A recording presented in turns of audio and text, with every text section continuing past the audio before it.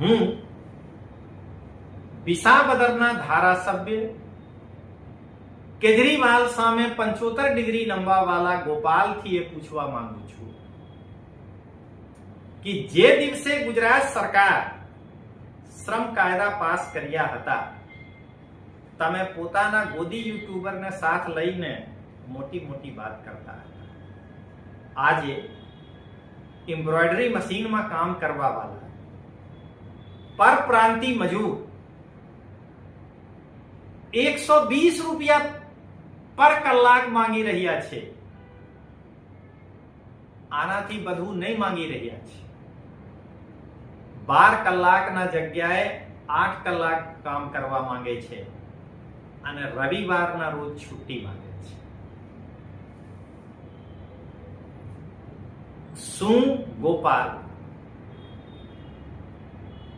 પરપ્રાંતિ મજદૂરના હક માટે અને એમ્બ્રોઇડરી મશીનના માલિક જે શોષણ કરી રહ્યા છે,